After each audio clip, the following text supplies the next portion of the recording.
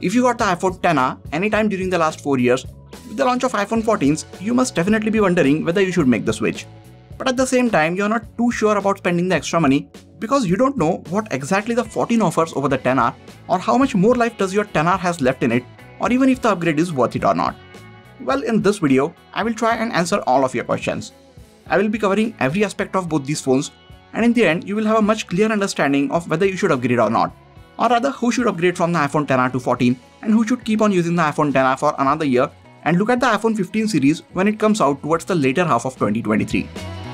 It's funny that the iPhone XR got a lot of hate from many Android users when it first came out because it didn't have the best display and it came with a single camera. But as it turns out, many people were actually looking for a phone like the iPhone XR, and it quickly climbed to become one of the Apple's best-selling phone primarily because of its price. Right now, it is still being sold in some parts of the world, and because it is priced even lower and Apple's phones hold on to their performance for years, people are still considering buying it. Which brings me to my first point of the comparison, the cost of upgrade. In India, iPhone XR was originally launched at 76,900 rupees for the 64GB variant, and over the years, its price kept on coming down, and now you could get one for anywhere between 37 to 40,000 rupees depending on the color. Whereas the base variant of the iPhone 14, which comes with 128GB of internal storage, was launched at 79,900 rupees, and right now it could be purchased for 72,500 rupees with a few discount offers. If you are looking to get a new phone, the first thing that you will have to decide is whether you are willing to spend the extra amount to get a new phone or not. But to make an informed decision, you will need to know that for the extra price, what does this iPhone 14 offer over the XR? First of all, it brings a newer design. While design of the iPhone 14 is not exactly new as it is being carried forward from the iPhone 12, but it is in fact a newer design compared to the iPhone XR. XR came with these rounded aluminium sides with glass at the front and back, which also curved towards the edges. iPhone 14 brings along flat or boxier frame, and the front and back glass is also flat, and it now sits flush with the frame of the phone. This makes the iPhone 14 more durable than the XR. Since the glass at the front and back doesn't stick out of the aluminium frame like on the XR, it is much less prone to shattering, and the glass itself also has got much tougher over the years. Both these phones have 6.1-inch displays, but since the frame of the iPhone 14 is flat, the outer shell of the phone is not as wide as the iPhone XR, and the newer display tech and improved internals also make the iPhone 14 a bit thinner and noticeably lighter. All of this makes a newer phone feel much better in your hand. Well, the rounded sides of the iPhone XR look and feel good, but I always felt that they made the phone slip out of my hands. The squared off flat edges on the iPhone 14 gives you much more to hold on to, and that makes the phone feel much more grippier and comfortable in my hands. The button placement layout on both these phones is exactly the same, but all of the buttons on the iPhone 14 are placed a bit lower, which makes it slightly easier for us to reach them. And as I mentioned earlier, this iPhone 14 is a good 20 grams lighter than the iPhone XR. I know 20 grams doesn't sound like much, but you do feel the difference in their weight, and when you use your phone for hours together, every last gram ends up making a huge difference. So as you see, it is not just the flat sides, but it's all the little improvements like these that end up making the iPhone 14 fit and feel more comfortable in your hands. I again mentioned this earlier that glass on the iPhone 14 is more durable, but it also gets an overall better ingress protection rating of IP68 over the IP67 of iPhone XR. What this means is, iPhone XR can withstand being under 1 meter of water for 30 minutes, while the iPhone 14 can survive being under 6 meters of water for 30 minutes. The other big change that you get while going from the iPhone XR to 14 is the display. Both the phones get a 6.1-inch screen.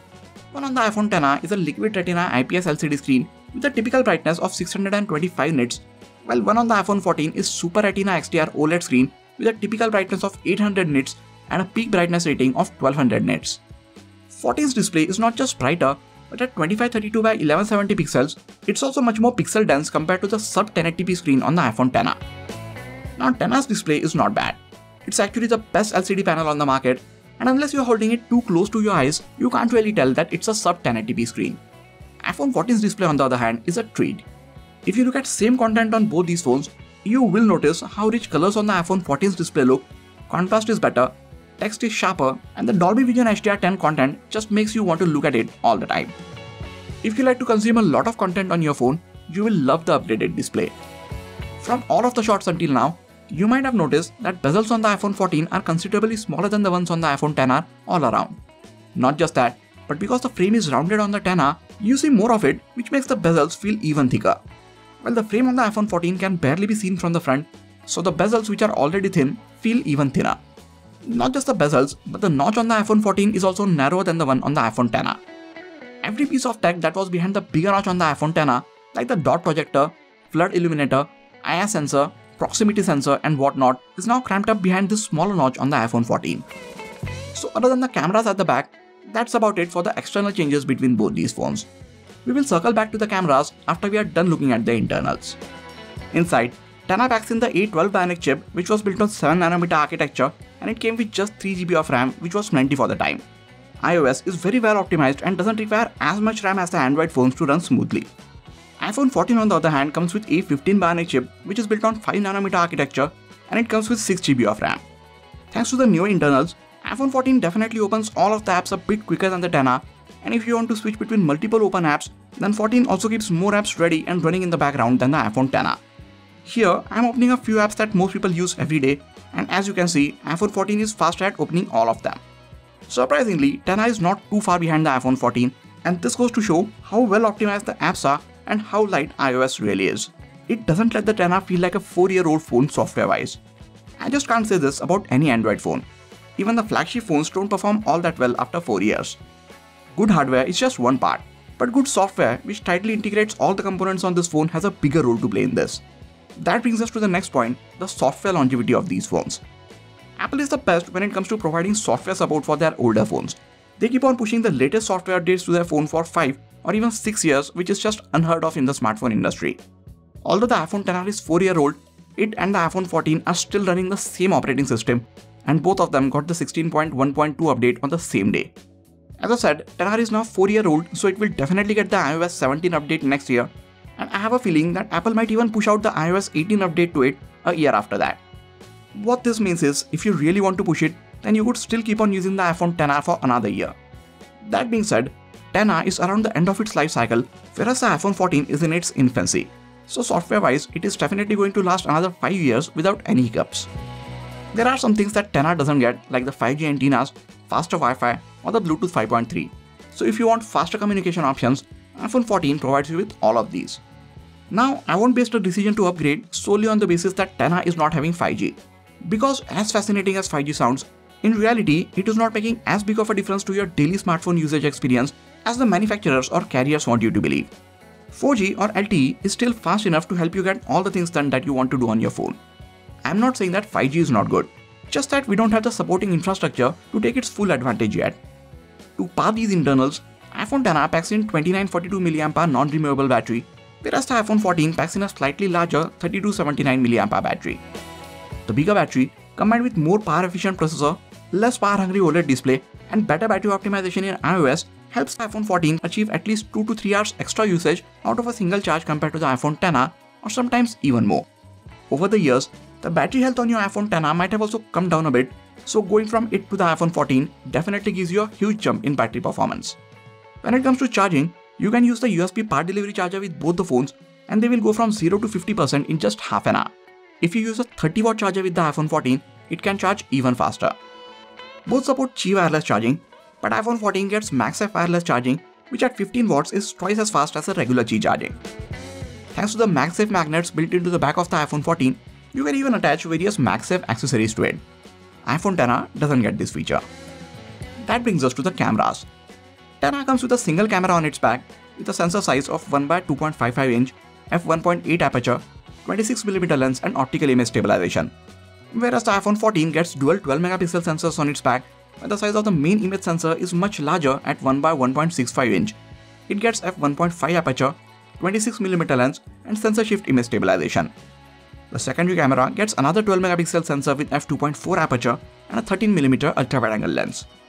For the front-facing cameras, iPhone XR gets a 7MP sensor with f2.2 aperture, whereas the newer iPhone 14 gets a 12MP sensor with f1.9 aperture, much wider field of view and autofocus capabilities. We are going to look at a few image and video samples from both these phones, but for a much deeper dive into their cameras and for a lot more image and video samples, make sure to watch their dedicated camera comparison video on my channel. I will leave a card to it on the top right corner of your screen and also link it in the description section. While both of them get 12MP main cameras, the sensor behind the lens on the iPhone 14 is almost 2 times as big as the one on the iPhone XR, which means the iPhone 14 captures much more details in each of its shots.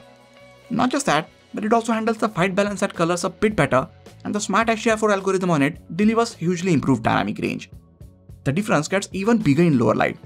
10R captures less details and lot of noise, and it doesn't even get the night mode for very low lighting situations. Secondary wide lens on the iPhone 14 comes in very handy when you want to capture a wider scene or when you want to have a different perspective in your shot. Selfies from the iPhone 14 also look much more detailed with better looking skin tones, and it also gets a wider field of view compared to the 10R front facing camera. Both of these can shoot videos at up to 4K 60fps, but ones from the iPhone 14 look slightly sharper with better looking colors, and the stabilization is also better in its videos. If that was not enough, you also get action mode on the new iPhone, which will let you capture rock steady videos at 2.8K resolution no matter how much you are shaking your phone. There is also a cinematic mode which can now shoot in 4K resolution on the iPhone 14. It is just like having portrait mode but for videos, and you can even change the point of focus or amount of blur to the background after you are done shooting the video. All of this makes the cameras on the iPhone 14 stand much ahead of the ones on the iPhone XR. So if you take a lot of images and videos with your smartphone, then this upgrade will be definitely worth it for you. So with all the things that we have covered, it is clear that iPhone 14 is a big upgrade over the iPhone XR. If you are looking to switch your phone and you have the budget for it, then go with the iPhone 14, you won't regret it a bit. A better design, slightly smaller form factor, better display, smaller notch, faster internals, much better battery life and hugely improved set of cameras are worth the extra money that you would be paying for the iPhone 14. If you are willing to wait for a few months and see if the prices of the iPhone 14 come down a bit, that would be an even sweeter deal. But if you are someone who doesn't use your phone too much, or if you don't use the cameras a whole lot, or if you feel that the battery on your phone is still good enough to take you through the entire day, then I would say you might even keep on using the iPhone XR for another year and look at upgrading to the iPhone 15 when it comes out towards the later half of next year. I am not saying that you should skip the iPhone 14, but if you feel like you don't have any major issues with your iPhone XR and you could push it for another year, then maybe it's better to push it and get an even bigger upgrade next year. I know a few people who made the switch from the iPhone XR and they couldn't be more happy. I also know a couple of guys who think that their iPhone XR could go on for another year and they might make the switch to the iPhone 15 next year. If you are someone who is using the iPhone XR, what would you do? Let me know in the comments. If you are going to buy the iPhone 14, I would really appreciate if you get it from the affiliate links in the description section. It doesn't cost you anything extra, but it goes a long way in helping me make these videos for you. That is it for this video guys. Please hit the like button if you enjoyed this video and subscribe to the channel for a lot more quality tech videos like this. You can also check out some of the other videos from this channel. This has been Sagar and I'll catch you guys in the next video. Take care.